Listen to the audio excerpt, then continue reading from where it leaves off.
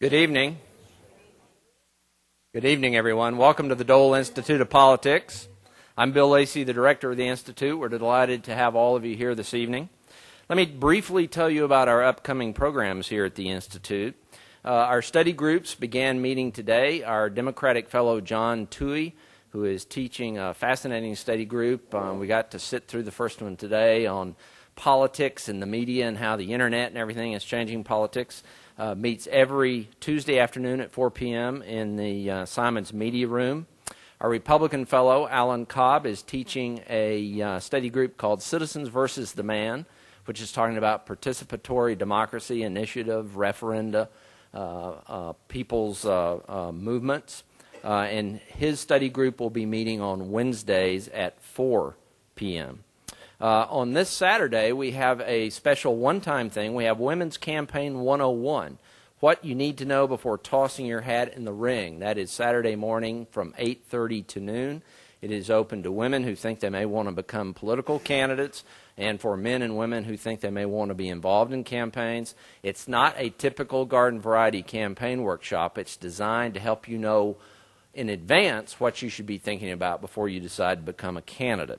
Also Saturday morning, our archive offers our White Glove Tour, which will be at 10:30. And by the way, on both those programs, the Women's Campaign 101 and the White Glove Tour, please make a reservation by calling here at the Dole Institute.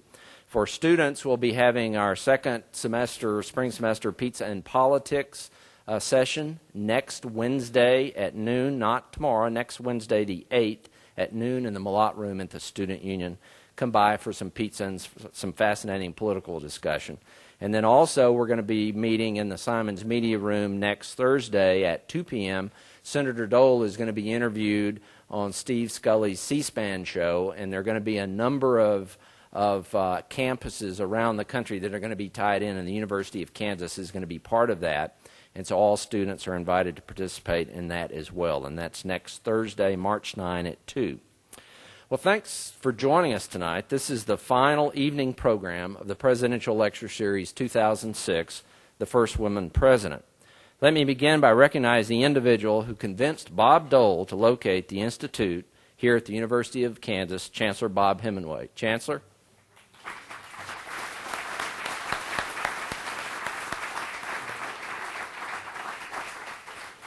Now, also, the White House Project recently released a list of 8 women who might be the first woman president.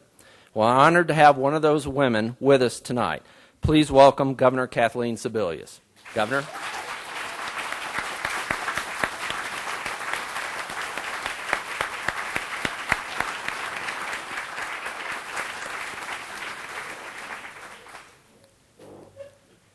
Now, Governor, was there anything you wanted to announce or say tonight? We began this series 3 weeks ago.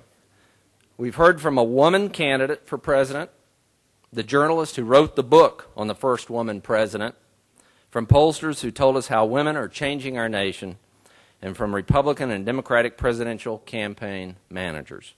Tonight we have an outstanding program on women as chief executives and how a woman may govern as president.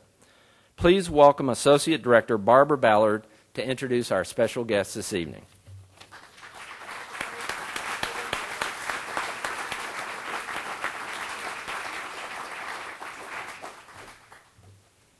Good evening, and I too would like to welcome you to the last of our series. It has been an exciting series, and this evening will be just as exciting. When we talk about women governors, often people say that's where your next president will come from. And if that's the belief, then obviously the women will come from that area and not the Senate. Now, would this woman president be any different than a man president? Are they any different than a male governor? And those are things that you will hear from both of our governors this evening. Their styles, the advantages, the disadvantages, some of their failures, the things they're most proud of. Were they treated differently? Were there different expectations?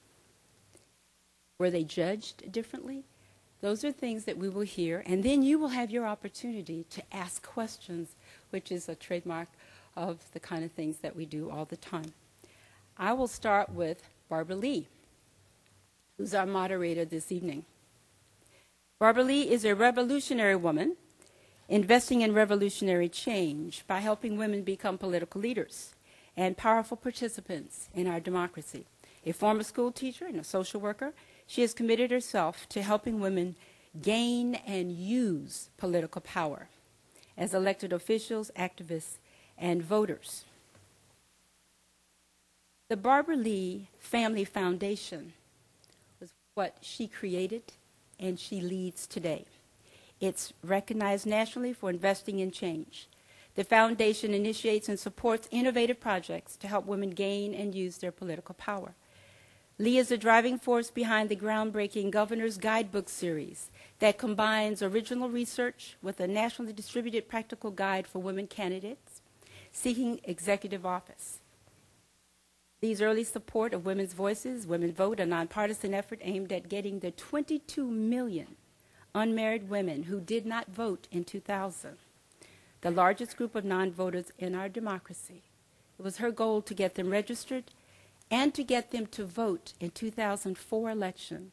And it was critical to their success so that they were electing candidates that would look at their needs as single women, single heads of households, and the needs they have that is truly unique. She's a New Jersey native and a graduate of Simmons College. Barbara Lee was inspired by her late grandmother, who was influenced by the women's suffragist movement and who spoke her mind and encouraged her granddaughter to pay attention to politics. Lee credits her time at Simmons College, an all-women's school, for nurturing her interest in social change and activism. As an alumna, Lee founded the Simmons Institute for Leadership and Change, whose mission is to initiate social change for women. Barbara Lee is the proud mother of 2 grown children, Zach and Robbie, sons, she says, who have the self-confidence to value powerful women and their leadership. Tonight she will tell you, and these are her 3 books, about keys to the governor's office, speaking with authority, and cracking the code. Welcome, Barbara Lee.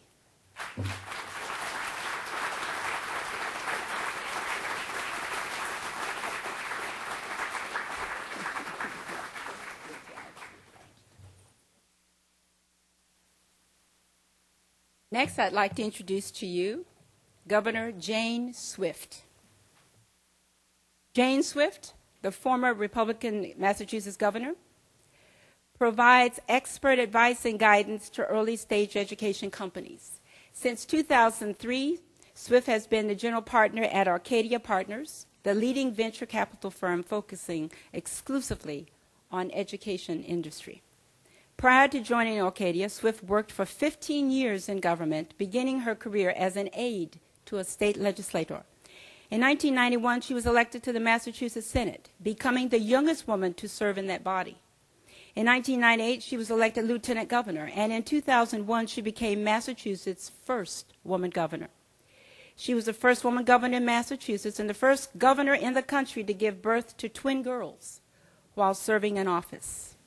That deserves applause right there. Okay. During her tenure in public service, the governor focused on excellence in public education, economic development, and fiscal discipline, and improvement in the state's children protective services. Swift is a member of several boards, and one I want to just single out is the Brigham and Women's Hospital in Boston. Now, there's lots of other stuff when we think about Jeanne Swift in many ways, but when she looks at some of the things that she has done, I would just highlight different things.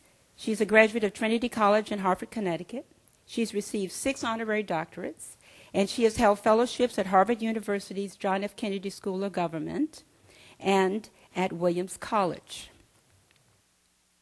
She resides with her family in Williamstown with her husband, Charles, and his name is Charles, actually, Chuck Hunt, and their 3 daughters. Elizabeth is 7, and Lauren and Sarah, her twins, are 4.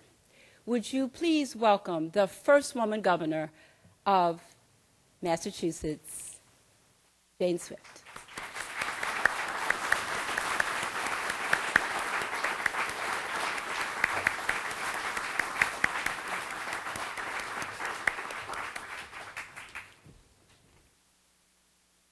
Governor Jeanne Shaheen. Jeanne was born in St. Charles, Missouri. I tried to pull out something that you say, a little close to us. You know, she was from Missouri. And she earned her bachelor's degree in English from Shippensburg University in Pennsylvania. Before running for office, Jeanne Shaheen taught high school in Mississippi and in New Hampshire. And she has also owned and managed a small business and ran several statewide political campaigns. In 1990, Jeanne Shaheen was elected to the New Hampshire State Senate, where she served 3 terms. Jeanne Shaheen was elected governor of New Hampshire in 1996, becoming the state's first woman governor and the first Democrat-elected governor in 16 years. As chief executive, she focused on education, health care, and the expansion of high-tech business in New Hampshire. From 2000 to 2001, Governor Shaheen chaired the Education Commission of the state, making early childhood education the priority of her chair's initiative. She served 3 terms as governor, winning re-election in 1998 and in 2000. In 2002, she narrowly was defeated for her bid for the United States Senate. After leaving office, Jeanne Shaheen served as a senior fellow at the Institute of Politics at the Kennedy School and at the Tufts University College of Citizenship and Public Service. She chaired John Kerry's 2004 presidential campaign and is currently on the board of the Nellie Mae Education Foundation. Jeanne and Bill Shaheen have been married for 35 years, and she lives in Madbury, New Hampshire. They have 3 daughters and 4 children. Would you please welcome the first woman governor of New Hampshire?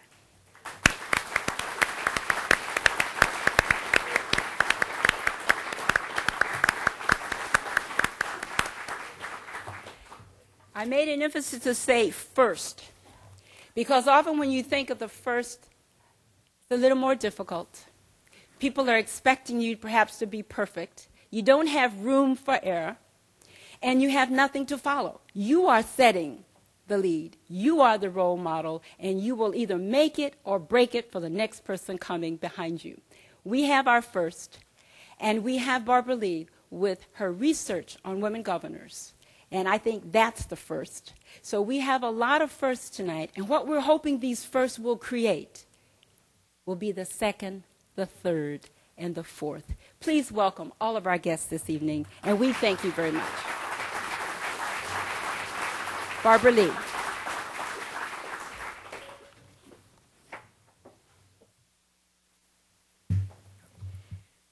Good evening, everyone. Thank you, Representative Ballard. It's a special treat for me to be here this evening, sharing the podium with my dear friends from New England, Governor Jeanne Swift and Governor Jeanne Shaheen. And it's also an honor to have Governor Kathleen Sebelius here in the audience with us tonight. These women are remarkable examples of what women can accomplish when they hold the keys to the governor's office. When I told former Lieutenant Governor of Massachusetts, Evelyn Murphy, about coming here tonight, she said that she was friends with former Governor Joan Finney, and that she had said that the people of Kansas really appreciate women's leadership in a way that's not necessarily appreciated in Massachusetts or in the rest of the country. And this is so true. So many of you already know the very long history and proud history of the women in your state, but the facts are so impressive that I just need to talk about them again. As I'm sure most of you know here, that Kansas was the first state in the Midwest and one of the first states in the nation to grant full voting rights to women. In 1861, when Kansas entered the Union, women could vote in local school elections, and 5 years later, that right was expanded to include municipal elections. And in 1912, a full 8 years before the 19th Amendment gave all women across the country the right to vote, the women in Kansas could vote and cast their ballots in statewide elections. Your state has been a leader not only in women's suffrage, but also in women's political power. Way back in 1887, Argonia, Kansas had the distinction of electing the very first female mayor in the United States. And the very next year, an all-woman city council and a woman mayor took office in Oskaloosa. And even by today's standards, that is remarkable. And I'm not sure if all of you appreciate it. You know, coming from another place, this is so very different. So it should come as no surprise that Kansas has also been ahead of the curve when it comes to electing women governors. 30 states have not even had one woman governor, one chief executive, and your state has elected 2. So it is fitting that we are here tonight at the Dole Institute to tackle an issue of another political first, a woman president of the United States. In just a few minutes, I'm going to turn the podium over to the governors. But first, I'd like to share a little bit about the research that my foundation has commissioned and set the stage for their remarks. And I want to tell you why I believe that the pipeline to the presidency runs through the governor's office. Our mission at the Barbara Lee Family Foundation is to strengthen democracy by engaging women in the American political process, both as candidates and as voters. And I believe that electing a critical mass of women to public office is the most powerful way to promote women's equality and create social change. It's common sense that women's life experiences create different priorities and different perspectives in their leadership. And research proves that both Republican and Democratic women, state legislators, are more likely than their male counterparts to initiate laws that advocate for families and champion social justice, and fight for laws to protect the environment and promote nonviolent conflict resolution. And if that's what women can do in the State House, imagine what a woman could do in the White House. Yes, today, when people are asked to close their eyes and visualize a president, people automatically picture a man. But we know that can change.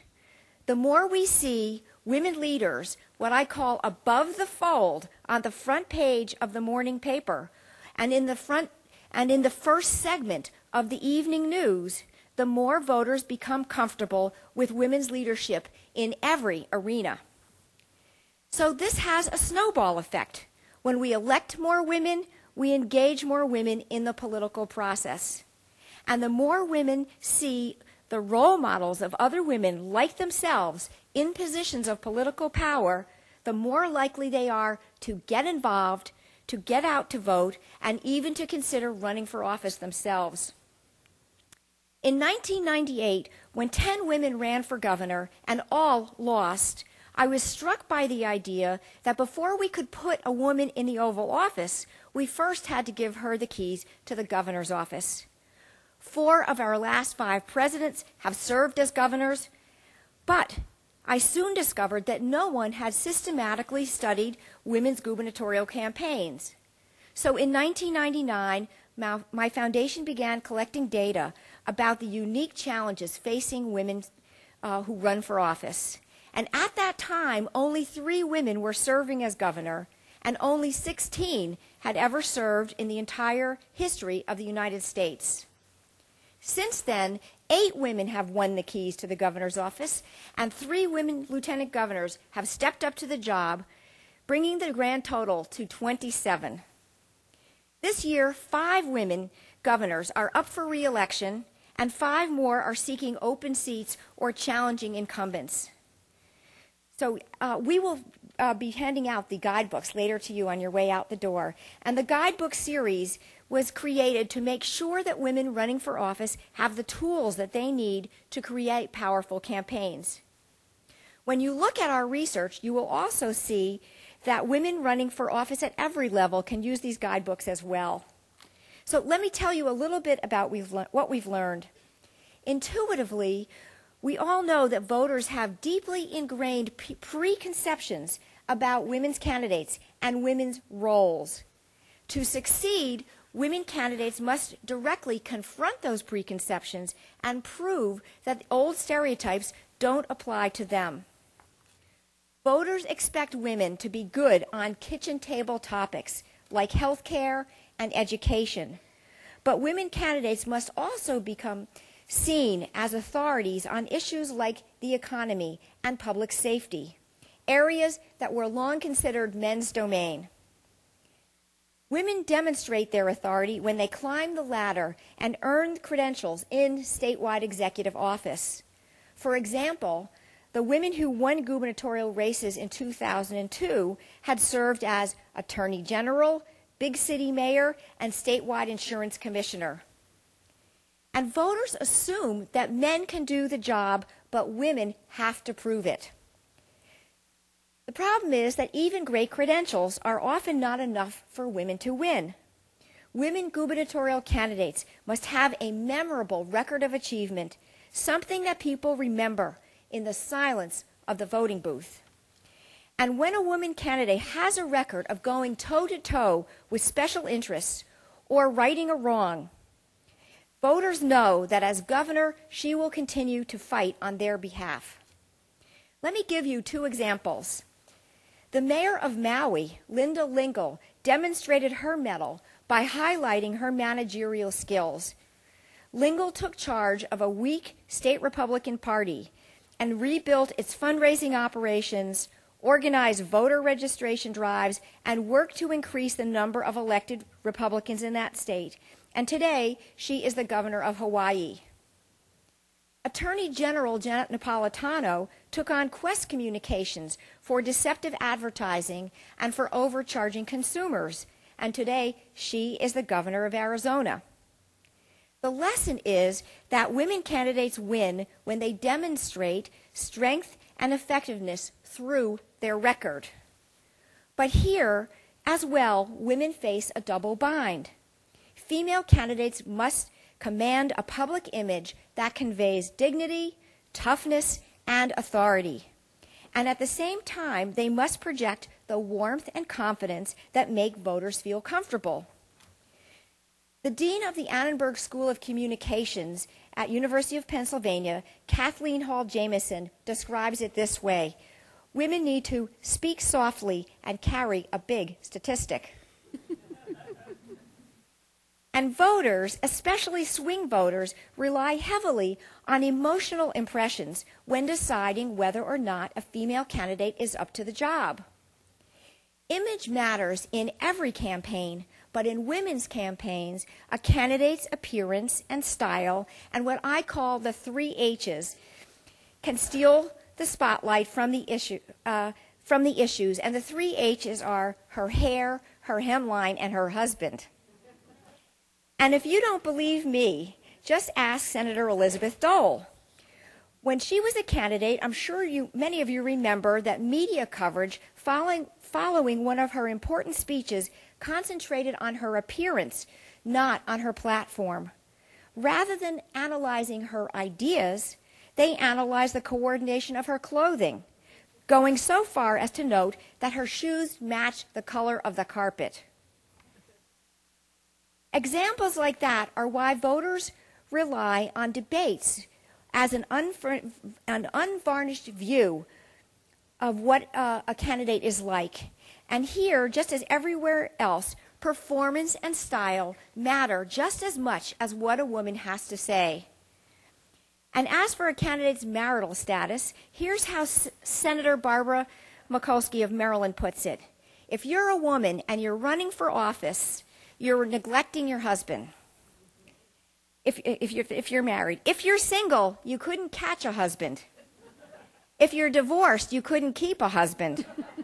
And if you're widowed, you probably killed your husband. Now, one of the reasons that Senator Barbara Mikulski has been so successful is because of her wicked sense of humor. And our research has shown that personality, and especially humor, is very important to voters, and that candidates who demonstrate both grace and grit have the most success at the ballot box. When a female candidate is prepared and practiced and relaxed, voters notice. And when she isn't, It's hard for them to forget. And voters become openly suspicious of a woman candidate who modifies her image during the campaign. This is what I'm talking about the double bind. As a candidate, Governor Jennifer Granholm of Michigan was once asked about a time that she had been a contestant on a TV program, The Dating Game. And when reporters chided her about it, she retorted, "Well, you don't want a boring governor now, do you?" And her response ended that line of questioning once and for all. So I've told you a little bit about some of the challenges faced by women running for governor and the strategies that they have used in their quest for success. These are the same kinds of challenges that a woman running for president will face. And I want to remind you one last time why it's so important for us to elect a woman president. Until now, women who have run for the presidency have been largely symbolic candidates, from Victoria Woodhull in the 19th century to Carol Moseley Braun in 2004, who spoke here a few weeks ago. None of them has actually ever thought that she could really win. But it doesn't mean that these women haven't had an impact. I want to tell you a brief anecdote about one of the first presidential forums in the Democratic Party in 2004. The Democratic candidates were lined up in a room and were asked a tough question among the other questions of the evening. Do you think women should be eligible for the draft? Almost all the men in the room up on stage said yes, but former Ambassador and Senator Carol Moseley Braun said, I don't think that women should be drafted for battle until women are safe from sexual assault and abuse in the military. That's what I mean when I say that women bring a different perspective. And just imagine what a woman president could do. The symbol of a woman president and the substance of her leadership will have a profound effect on our country and will fulfill the promise of our democracy. So it is now my pleasure to introduce Governor Jane Swift. Thank you.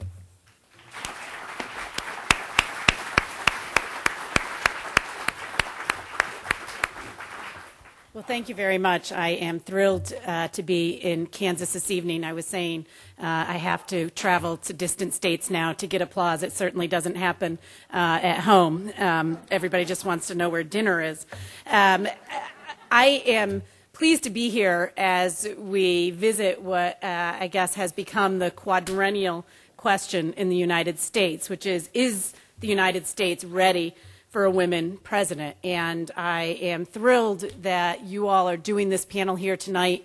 I feel very fortunate that there are so many groups like Barbara Lee's Family Foundation, like the White House Project, which if you haven't heard of their work, visit their website, that are taking, I think, really important approaches to breaking down the barriers that still exist for the electorate to elect a woman president. I have to say, though, well, I think it is great that we focus on this issue, and my personal answer to the "Are we ready?" question is a resounding yes. I am a little bit ambivalent about another build-up to another year of the woman in politics, because I really believe, based on my own experience and by taking just a very hard-nosed look at the statistics, that what we need is the kind of work that Barbara Lee's doing, but a sustained focus on breaking down the barriers that continue to prevent women's full representation in political office. And that's happening at every level.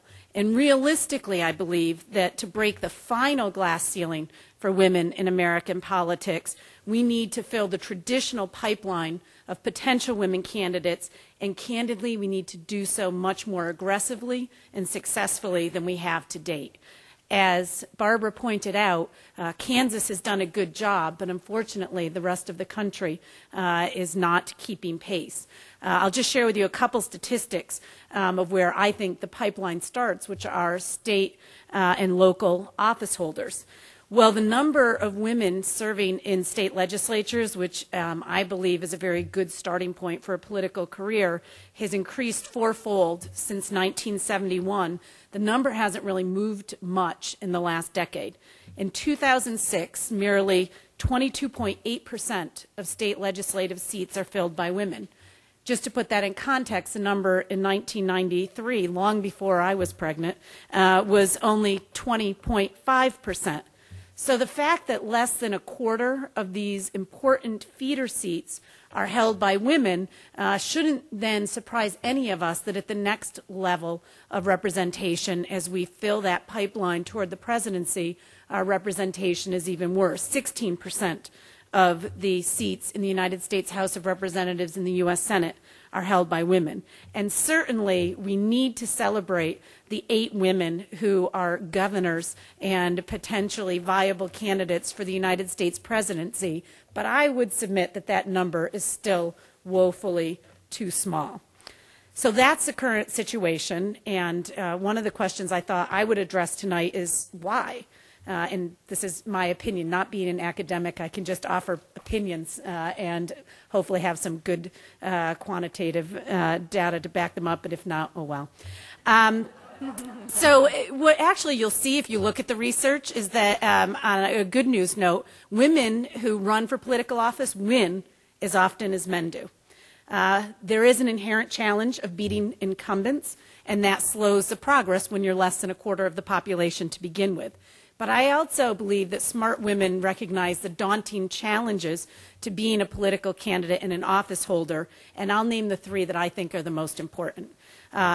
Barbara's already named 2 of them, actually, and luckily for me, they're not the 2 I was going to focus on, but I'll mention them anyway.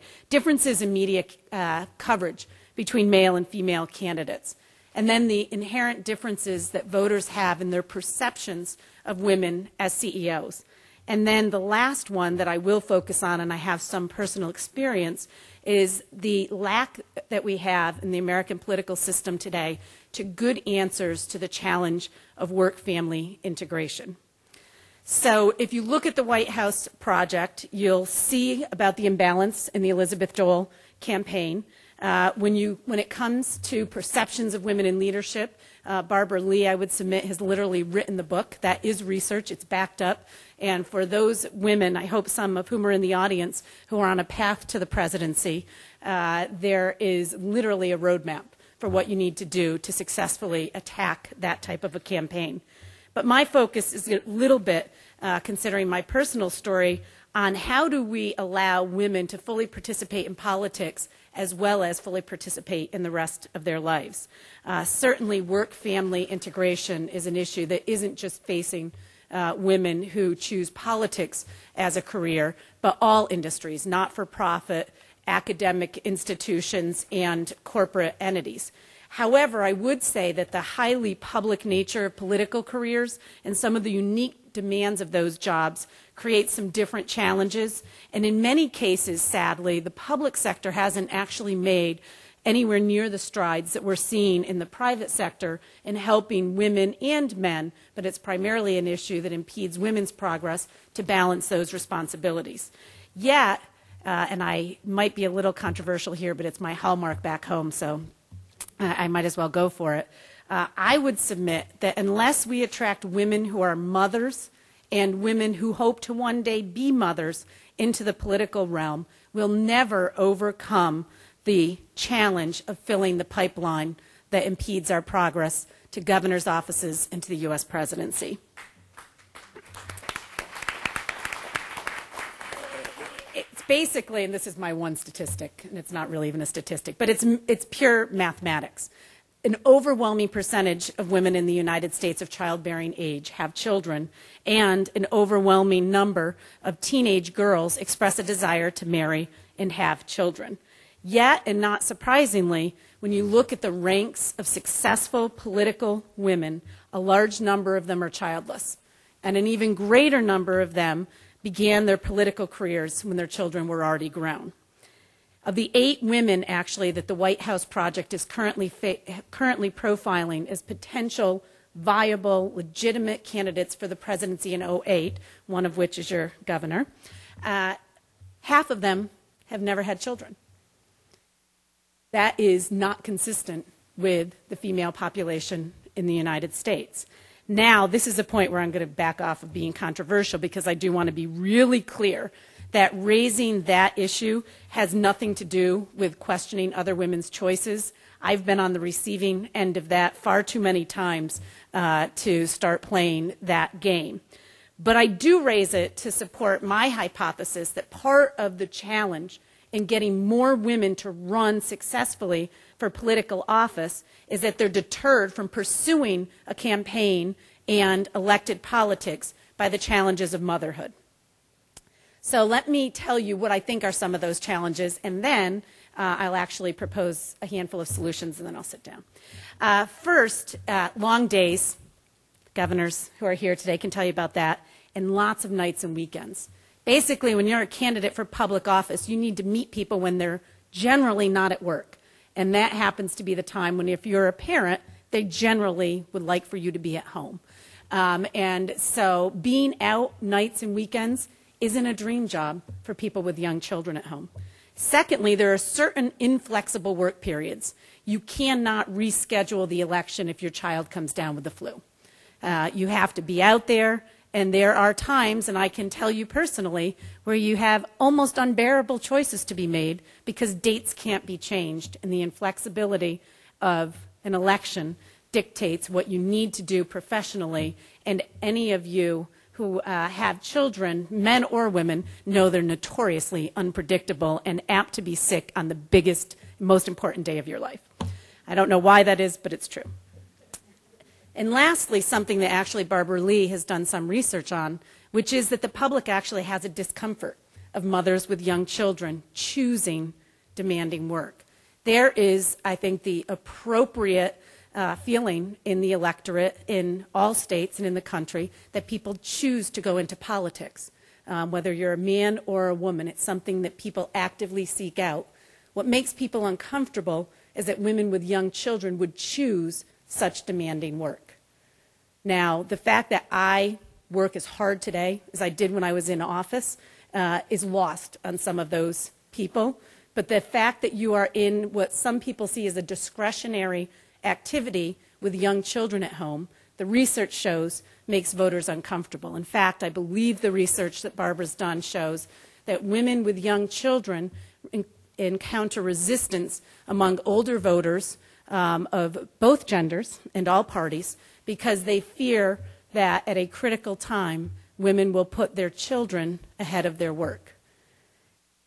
In my opinion, well, most, if not all the women I've met can make the right balance and the right decision on the days that they need to decide whether or not to put their children or their work, if it's demanding and important, first. What we need to do is change people's attitude that that's a reason to vote against a woman. I think women who put their children first are actually the exact kind of people that we would want in political office. So what can we do? Here are a few of my ideas. First of all, I think we need to make public sector employment, the non-elected positions, employment policies best of breed. Many women, including me, find their way to elected office from having worked in politics, not necessarily as their first stop being an elected position. In fact, of those 8 women profiled in the White House project as viable candidates for the presidency, 6 of them at one point in their careers, early in their careers, had an appointed position. In my case, I was a young state senator from my hometown when my boss decided not to run and encouraged me to run.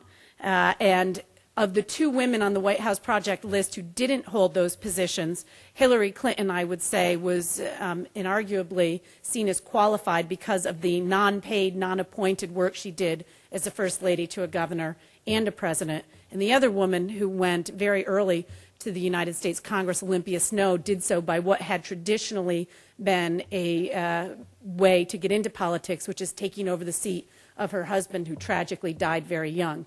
Unfortunately, that's not a good strategy to fill the pipeline in large numbers.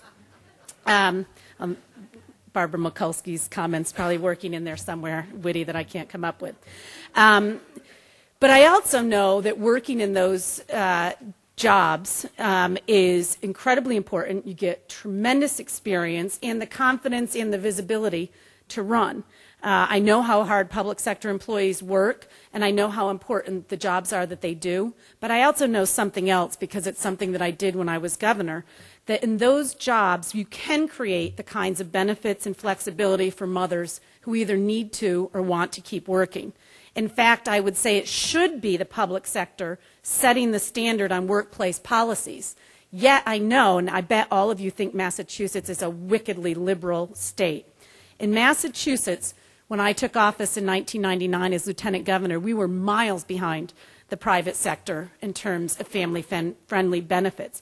In fact, I started a review of our policies when I took over office, and at the time, Massachusetts, this won't surprise you because we are a big government state, employed 65,000 people. We were the single largest employer in all of New England. Yet, we had absolutely no maternity leave policy for the Commonwealth of Massachusetts. I fear that if you were to do a review of employment policies of other states, and in fact even of our federal government, you'd find that they do not have progressive employment policies that would enable and allow women to successfully meet the very important job of raising their children and doing important work. So besides calling on all elected officials to look at those policies, one of the things that I think would be tremendously helpful, because it's worked in the private sector, is to have a national organization, preferably a media organization, publish a competition/evaluation of the family-friendly benefits of public sector employers. One of the great things about the public sector and elected officials is when something gets attention in the press, they tend to have to respond to it. And Working Mother magazine for years published a great survey of the best employers in the country, and companies coveted that title.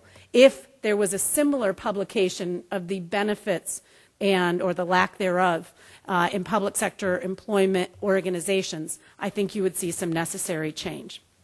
A second piece that I think we can and should do also involves largely women who are in appointed positions who can maintain their stature, their visibility, and their credentials as they work toward the eventual highest office in the land, the presidency, because my personal opinion is it's going to be very hard to elect a woman president if she takes 20 years off in the middle of her career and then can't come back in to the system. And so one of the exciting things that I'm seeing in regard to work-family integration in the private sector is a growing movement by large corporations that acknowledges that many highly educated and talented women who have economic freedom choose to take a break in their careers. And unfortunately, it has often been the case that it's very difficult for those women to then re-enter the workforce. Their skills and their networking relationships have lapsed, and often the employment world frowns on gaps in your resume. Yet, corporate America has seen the need that they have for these women to successfully re-enter the workforce. And employers like Deloitte & Touche and Lehman Brothers, as well as some elite business schools, have helped and are beginning to design programs to keep these women connected to the workforce and to assist them in designing a mutually beneficial path to re-entering the world of work. It's called on-ramps and off-ramps. And I would just say that we want some of those women to also think of coming back to the workforce and participating in politics. And we want women who've also achieved some significant strides already in politics to have the opportunity to come back.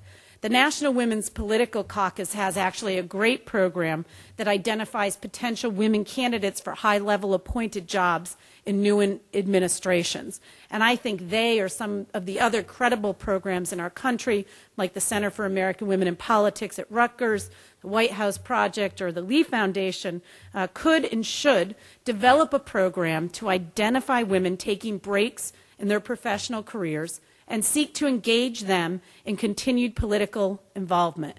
And I would love to have some stellar academic institution that's focused on public policy start designing a creative reentry program as part of their master's degrees, just as the MBA programs at Harvard and Dartmouth are doing with breaking mommies who have a CPA or an MBA.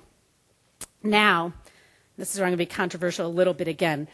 Undertaking those kinds of initiatives, and particularly helping women re-enter the workforce who take time off to raise their children, is going to require women to make some fundamental adjustments in our own thinking. Basically, we have to stop being each other's worst enemies. The successful woman who scales back her career, political or not, for family reasons, isn't the enemy of those who continue to work while their children are young. In fact, we have success stories of those folks coming back and filling important jobs. Blanche Lincoln Lambert left office, the United States Congress, when she became pregnant with twins, only to come back a few years later when her twins were a few years older and she had a great political opportunity as a United States Senator. Those are the kinds of stories that I think we want to encourage. And it's going to require all of us, rather than blaming other women for a lack of progress or for the difficult conditions in working and raising a family, to work together cooperatively to figure out how to leverage everyone's skills so that we achieve greater success. Because I promise you that getting more women of all different kinds of experience, and particularly those who have had the wonderful experience of raising children with all the skills and all of the insights that you garner from doing that, in positions to impact public policy, will result in a stronger economy, in better institutions of education, and better economic system for all of our children and grandchildren. And at the end of the day, by leveraging the skills of a variety of women with a variety of experiences, we'll be able to better fill that pipeline that it will inevitably lead us to smash the intransigent political glass ceiling of electing a woman president. Thank you.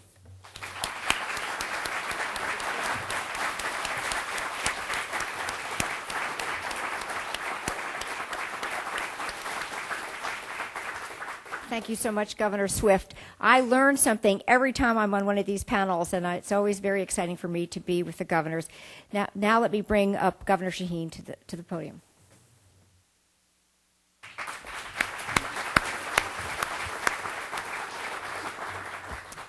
Thank you, Barbara, and thank you all.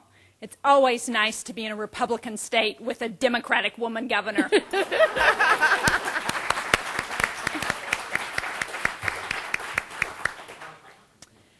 I'm also delighted to be here, not just because I care about women and their opportunities, both as governors and to someday be President of the United States, but I'm glad to be here also because as the current director of the Institute of Politics at Harvard, we work with this Dole Institute, so I have the opportunity to work with both Barbara and Bill, as particularly on our national program for political and civic engagement. So it's very nice to be here with both of you tonight.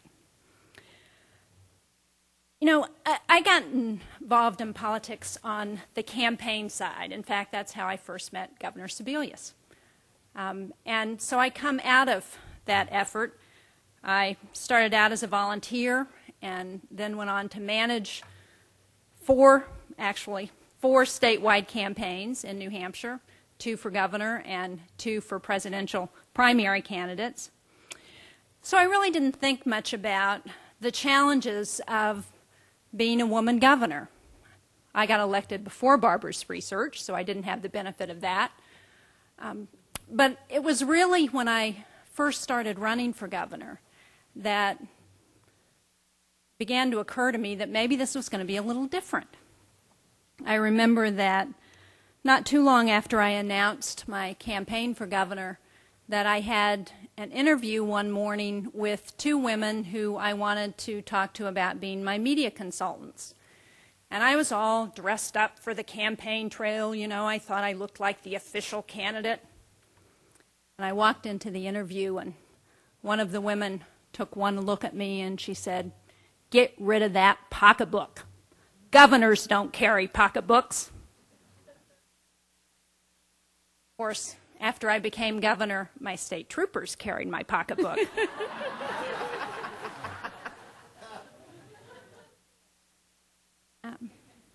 But it was an indication that the challenges of running for governor were going to be different than the challenges that I had faced when I ran for the state senate or when I had worked on the campaign side of politics.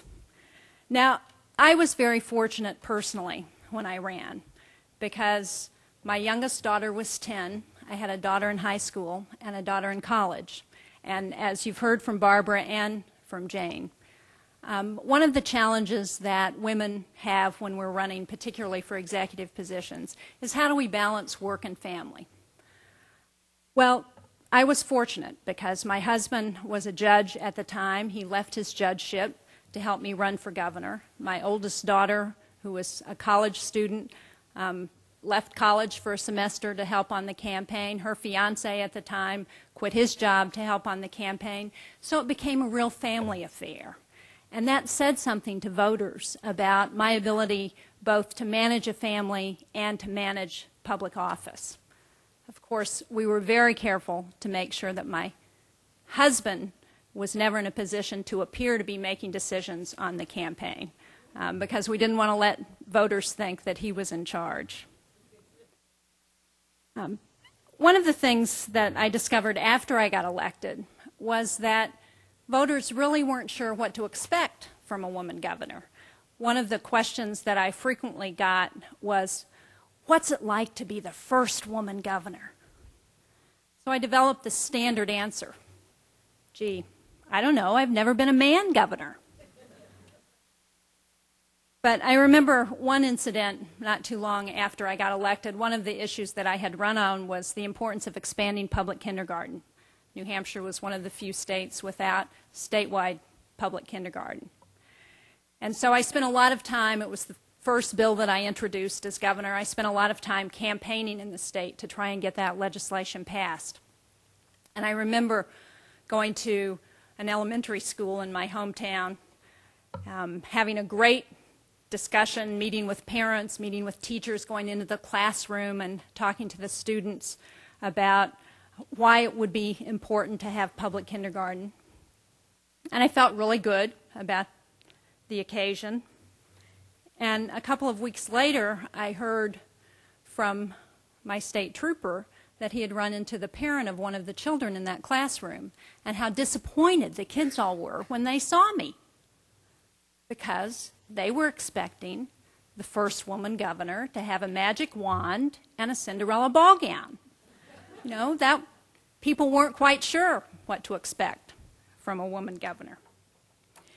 One of the things that Barbara talked about is the fact that voters tend to view women candidates as being better on soft issues, on social services and education, kitchen table issues, not being as good on issues like national security and foreign policy, and not being tough enough, being able to handle a crisis. I think that's something that was a real problem when I ran for the United States Senate in 2002. It was a post-9/11 world. Candidates, both women and Democrats, in 2002 didn't do very well on the national stage because of the prominence of national security and foreign policy in those elections. I think there's also a different reaction, and we were talking about this earlier at dinner with Governor Swift and Barbara, that there are different expectations and sort of subtle reactions to women governors, women in leadership positions that are different than men. And because we don't have a lot of role models, it's hard for people to know what to expect or even to track those differences. But I certainly felt them as governor. One of the issues that I had a very prominent position on was the death penalty. It's something that I had supported. I supported it when I ran for governor. The legislature was aware that that was my position, and New Hampshire actually, unlike some other states, had not executed anybody since the 1930s, so it was not a big issue in the state of New Hampshire. But the legislature nevertheless introduced a bill to repeal the death penalty. I did, as I told the voters I would, vetoed that legislation. And members, particularly of my own party, were very angry at me for doing what I told them I was going to do. I think a very different reaction than they've had with my successor, who's a man, and than they had with my predecessor, who was also a man, on the very same issue. So I think there are those subtle differences that we won't see change until we see numbers of women holding executive positions. I just want to close making the same point that Barbara and that Jane made about the importance of electing women to executive positions and of electing a woman president. It's important to have women at the table because our perspectives are different. They're not better or worse than men's, but our lives are different. And we bring those perspectives to the decision-making when we're in decision-making positions. The research shows us that states that have a higher percentage of women legislators tend to have more women and family-friendly policies. We know that women, when they're in high positions, tend to open more doors for other women. There is a great story about Lady Astor, who was the first woman member of the British Parliament. And the story goes that when she first arrived in Parliament, she was greeted by a male member of Parliament who said to her, "Welcome to the most exclusive men's club in Europe." And she shot right back, "Well, it's not going to be exclusive for long. I left the door wide open when I came in." And I think that's what women bring when we elect them to office. Thank you very much.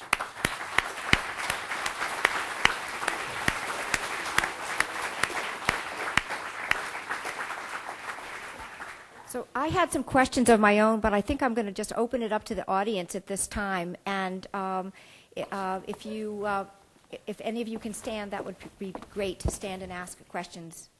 Microphones. Yes, up here in the front. Here we have a microphone. Ma'am? Mike, do you have one? I had a question about some of the statistics and the research that was done. The importance of breaking the stereotypic molds has been brought up, that women create good family policy when they're in charge. What are the statistics in the states where women are heavy in the legislatures on crime and in some of those areas where we're trying to break those stereotypes? Yep. Defense, crime, some of the other things. What are the stats on that? Yeah, I'm not sure exactly what the stats are, but kind of as I had said before, that women, are more likely to both initiate legislation and fight for legislation about kind of nonviolent strategies, and I think I see Jeanne nodding her head here. That do you want to say more about that? No, I think I haven't seen any particular state-by-state differences on that issue, but what Barbara cites about tending to be more supportive of nonviolent conflict resolution is what I've seen. Other question?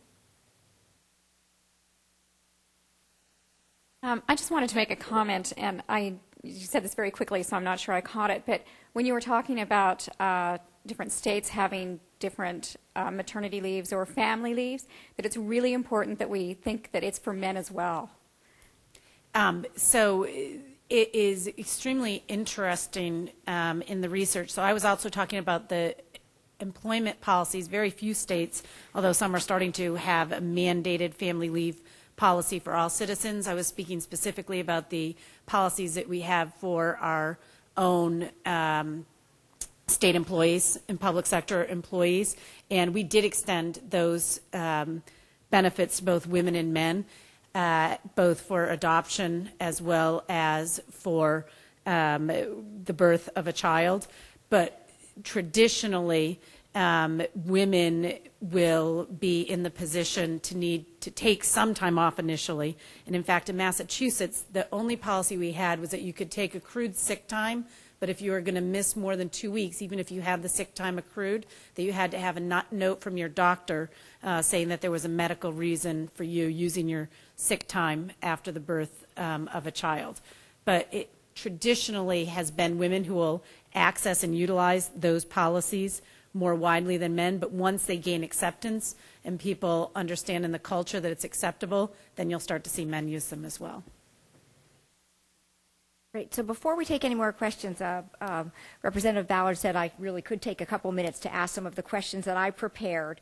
So I'm wondering, governors, what lessons you think we might learn from the high-profile elections of women leaders recently in Germany and Chile and Liberia? Do you think there are some lessons that the United States can learn about electing women? Well, we could learn that we should elect a woman president, too. No. But I think it's important to point out where we rank in the world. We don't have any comparison because we don't have a woman president. But if you look at how our Congress, our national legislative body, compares to the rest of the world, we rank 63rd in the world in terms of women in our national legislature. That's behind the Philippines at 62nd and ahead of Angola at 64th. I would just say that I think there are some great promising candidates to run for office, but as I saw going first, and I'm sure some of these women in other countries will see, and I'm sure Governor Shaheen could say this as well, the expectations that we develop and the level of criticism around success or failure for the person who's first is the piece that really concerns me about the first major party female candidate for president. I believe that without filling the pipeline behind that person, every success or failure that that first major candidate has will be seen as a condemnation or, on the positive side, a recommendation for every other woman who runs.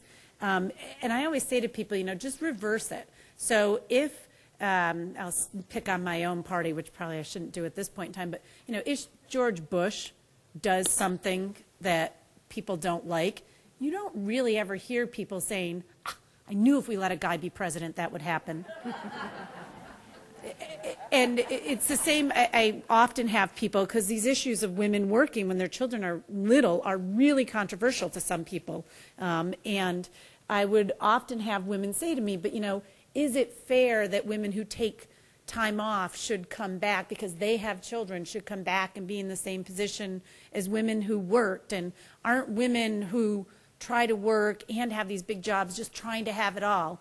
And at some point we have to, stop asking questions that we don't ask guys too, because there are sometimes just no good answers to particular questions, and I refuse to answer the question of whether or not I'm trying to have it all until somebody asks a guy that in a public forum. And the first time somebody asks a guy that, then I'll tell you whether or not I'm trying to do it.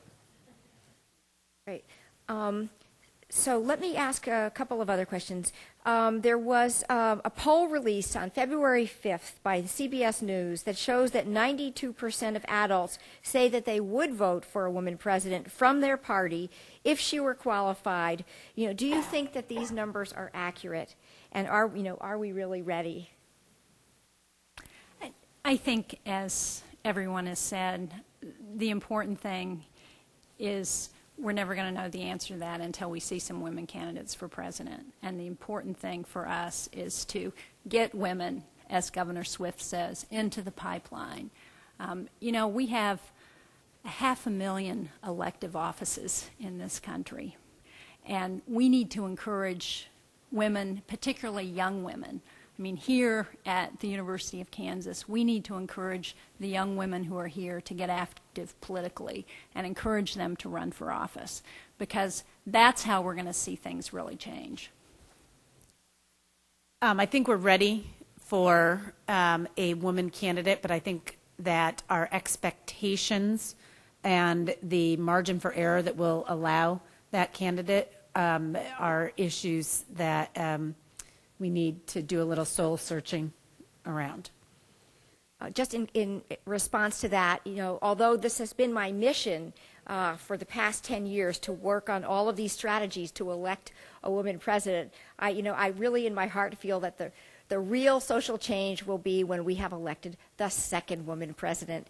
And then people will not be able to say, gee, it was a fluke, and we will have really shown that we have changed society. You have another question? Yes. Yes, so if you Google the phrase woman president, you get all kinds of hits from popular magazines and things on Oprah. Do you think that programs like Commander-in-Chief, are the ultimate confirmation that this is an issue that the public is looking at and that time has come to really have this be a center stage issue? I think Commander-in-Chief is helpful to the debate. Art imitates life, and I think Geena Davis is portrayed very sympathetically on that show, and that's important because the more people see women in executive positions, in positions of power, in leadership positions, the more comfortable they're going to be with a woman as president. I think it's great. I just hope that there isn't the expectation that you have to look like Geena Davis to be president of the United States. I also wanted to say, I think at this point in time, Senator Hillary Clinton is kind of the 800-pound gorilla, in the conversation. And do you think that if the Democratic nominee is Hillary Clinton, that the Republicans will also be likely to put a woman on the ticket and perhaps as vice president? Why don't you let Jane take that first as the Republican on the panel? Yeah, it's much easier to be the only Republican in the room, and you can really say what you think. Now, I'm in Kansas, I have to be a little more careful. I think, and this gets down to the fact that every race is against two individual people, and I think that if Hillary Clinton is a Democratic nominee, and that certainly looks like a very viable potential, that it will almost de facto establish a situation where both parties run the same kind of dispiriting election that they've run in the past couple cycles, which is to run hard to their base, and that faced with Hillary on the ticket, that the Republicans will run hard to their base, and I fear that that won't encompass a female on the ticket, not necessarily because of any anti-female sentiment as much as there will be a very strongly conservative sentiment, and most of the high-profile, successful Republican women who are viable candidates are moderates. I'm actually encouraging the Democratic Party not to run hard to the left, but to capture the middle. That's how we win. I think that's how we're going to win in 2008. I see. Question there. Oh, just a minute. Okay, you heard that question. You didn't need the mic, did you? Okay. So can women raise money Right as ahead. easily as men? That's, I think, one of the big myths that's out there. Perhaps there were times when women couldn't raise money. First of all, there's an inherent bias in our system toward people who are wealthy, who can write their own checks. And so that is, I think, where the biggest bias. It's not a gender bias. It's between people who have wealth and people who do not. The biggest thing I see among candidates who don't raise money is they don't like to ask for it. And I can tell you this, nobody ever gave me money if I didn't ask them for it, and nobody ever gave me more than I asked for. Yeah, I think Jane's right that women candidates can raise money. It's tougher. On the Democratic side, we have Emily's List, which has been a huge help to Democratic women candidates when you're endorsed. They helped me in my races for governor and in my race for the Senate, and that made a huge difference. I think one of the challenges that women candidates have is that women don't give in the same way that men give. Gloria Steinem says when she's in a crowd, ask women to contribute the amount of the cost of their last pair of shoes that weren't on sale. And I think we've got to encourage women to contribute to political campaigns. Yes, what we found also is that men are flattered when you ask them for money, that you think they actually have that amount of money to give, and much more often women, think that you're only talking to them for their money. So a lot of this is about, again, helping to change women's attitudes toward money and having women understand that contributing to political campaigns is a form of power for them, and so it really is an education process. What we have found is that women are raising enough money to be competitive, and that you don't have to raise as much money as your opponent, but you need enough money to get up on the air and be competitive, and women are succeeding in that way. Right here. If I heard Mrs. Lee's quote of statistics that 92% of people would vote for a qualified woman candidate from their party, is there a corollary there that 8% would not vote for a woman under any circumstance? What we found, again, in the research, and I was asking that question about the 92%, and I have lots of thoughts about that, but the people who are most likely to vote for women candidates in general are educated people, single people, young people, and that the 8% includes lots of older people who just have not been used to seeing women in leadership roles, whether it is in politics or in other areas. These numbers are going up. We've been looking at this for a number of years, and there have been a number of polls out, and the numbers are increasing. The place that I have found the problem is that people talk about qualified women, and they say they will vote for a qualified woman, and then when push comes to shove, people get cold feet about voting for women because it's not the norm. But we also have found that people who have voted for a woman before are more likely to vote for women candidates in the future. Another question? This question is more for Governor Swift, I think, in general, but I was wondering, how do you see Emily's List on a national scale? An organization designed to really bring women candidates from the base up, like we talked about, like you spoke of. Do you see that as a partisan hindrance? Do you see that in what is it doing for women on a national scale across partisan lines? So politics is a partisan business, and so the fact that there are a lot of organizations that are aligned along partisan lines isn't surprising, because there are a lot of people for whom party comes first. And in fact, that's probably a bigger percentage of people than for whom gender as a consideration comes first, candidly. And so I think it's good to have partisan organizations. I am sad to say that the Republican complement to Emily's List, which is the wish list, it has at times had some success and was very helpful to me in my sort of breakout race in 1996. I ran unsuccessfully for Congress, and I come from a scrappy blue-collar city and played high school sports, and it's painful for me to admit that I had success when I lost a race. But I raised, to the other point, nearly $1 million, and that really vaulted me into a more prominent role within the party in Massachusetts. And there were a lot of women's organizations, both partisan and nonpartisan, who helped me raise significant dollars.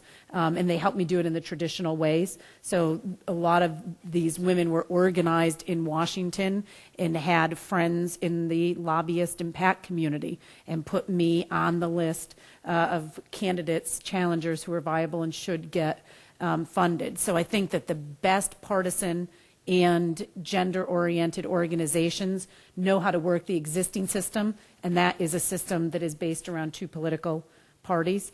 The only other thing I will say, and this is a little tangential, is that the other thing that those organizations are good at and are increasingly getting better at is in not only supporting women who run, but in encouraging women to run. It is galling to me, but it's true, that oftentimes women need to almost be invited to run or convinced that they have the credentials. And that happens in politics a lot, but it happens in the world of work a lot as well. And so one of the important roles that partisan organizations can play is to encourage viable women candidates to actually get engaged in and participate in running for the next level up in office, and then giving them the support that they'll need to be successful. Another question.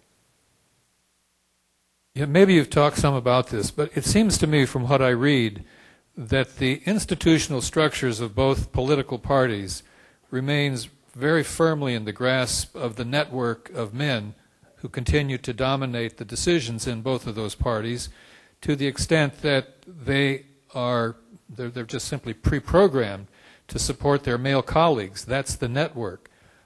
I don't see anything on the horizon, particularly with the statistic you mentioned in terms of the ranking of the United States, that this is so deeply ingrained in our culture that it seems to me that there's not a whole lot that's being done. It's great to see the few women who are in these positions, in governorships and so on, but it seems like there is so much within both of the political parties that serve the traditions of the past and perpetuate those traditions on into the future.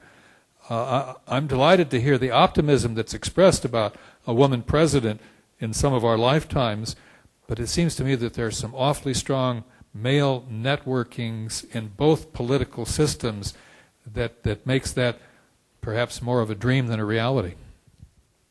Was that a question, or would you want them, I'm sorry, to comment on that? Okay, please comment. You know, at the current rates of change, it'll take us a century to reach parity in Congress.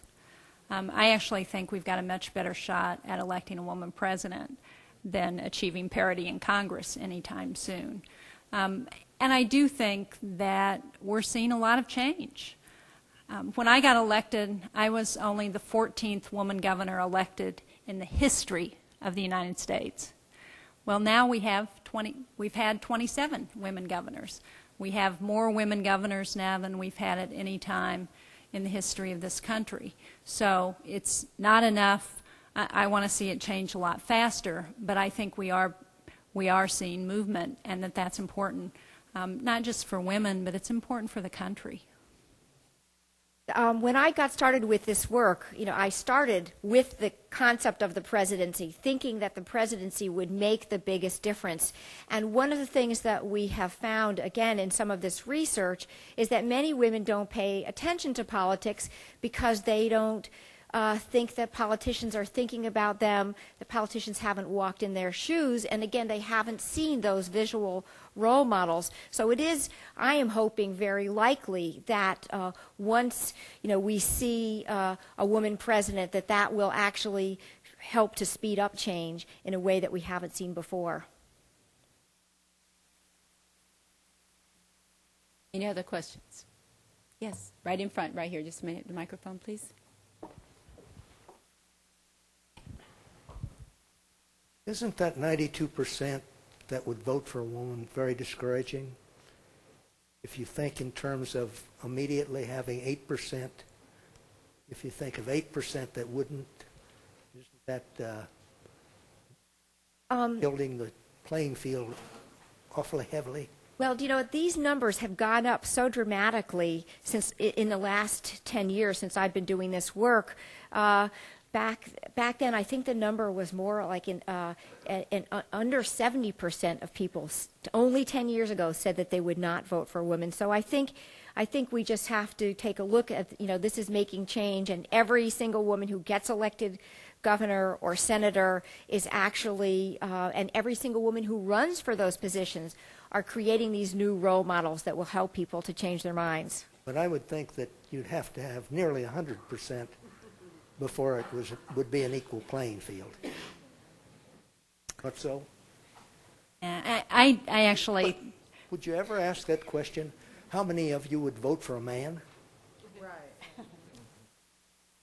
Listen, I think the 92% is a very positive figure. I think most of us question whether that's higher than it really is, that people are not being honest about it. But, hey, I ran for governor in New Hampshire, and we had 37% of the state was Republican, much higher by about 11 percentage points than the percentage of registered Democrats. And if you looked at the voter history, we only had 2 Democratic governors in that century. So I don't think, most people who decide they're going to run for president are probably not going to be deterred by that 8%. You'd be lucky. We have one last question, please. Might the woman's road to the White House be through the office of vice president? I think that's highly likely. It's certainly been the case that we have had significant numbers of women lieutenant governors, and there are their own perils of ascending from that office into the governorship, but having that responsibility and that profile, I think, is a very likely and credible way for our first woman president to ascend to office. Barbara? Yes, I think it's more likely, if the president actually dies in office, seriously, because the vice presidential role is often very ill-defined, and so that person is not necessarily seen as the strong leader, balancing their own budget, making the decisions. I think this in this administration, is a little bit different from the history of most vice presidents. But I think the vice presidency is certainly a very powerful way, and that a woman might ascend to the office of presidency. Governor Shaheen, did you have anything? No, it just, as Barbara says, the history, the track record of vice presidents becoming president is almost as bad as the history of people going from the Senate to the presidency. So, but the thing that makes me optimistic is that every political race is different. And I got my start working for Jimmy Carter in New Hampshire when he was Jimmy Who, and I think anything's possible in a political campaign. So, well, with that, I'm going to bring Bill Lacey back up, but I just want you to know how exciting this series has been for us. And it's been exciting because of all the people that we have brought here to present to you. But also it's been exciting because of your attendance. You have come to each and every one of these programs, and we pick up new people along the way, but it has just been really gratifying. And I've been so excited all day to hear these 3 women, because I heard Barbara Lee in Seattle this summer at a National Legislators Convention, and I just knew we wanted that opportunity to share what she has to bring with all of us here in Kansas. We have an unbelievable state. Conservative in some areas, and we know what those areas are. But in terms of breaking the ground, in terms of cutting edge, in terms of doing a lot of those things, more women in legislature have been in the top 10 for 26 years, and we look at all of this. There are many things that we are doing right in the state of Kansas. We just have to improve and get better in some of those other areas. And we love to be able to share what we have to offer in Kansas with all these people. And I think the Dole Institute, coming up with a series of the first woman president. And by the way, Barbara Lee is a consultant for Commander-in-Chief. And I think that's another thing that we could bring out. But I just want to thank you so much. And if there were 27 governors that we have had, you have the privilege of having heard 2 this evening. So thank you. Bill?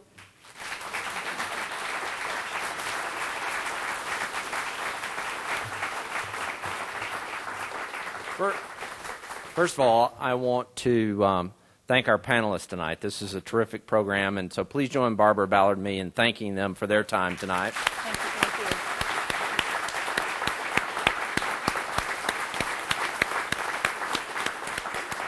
And secondly, I'd like to thank the staff, the team that we have here at the Dole Institute of Politics. They work extremely hard, and they do a lot of incredible work, and there's no way that I could do it without them. So everybody's on staff and our two fellows, stand up or raise your hand and wave at everybody and take your applause.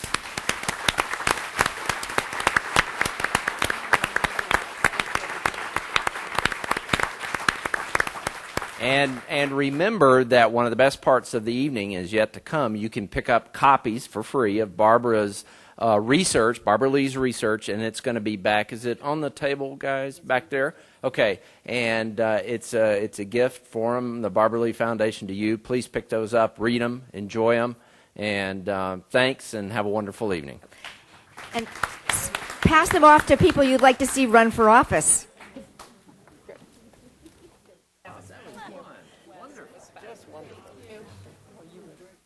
Oh, thank you.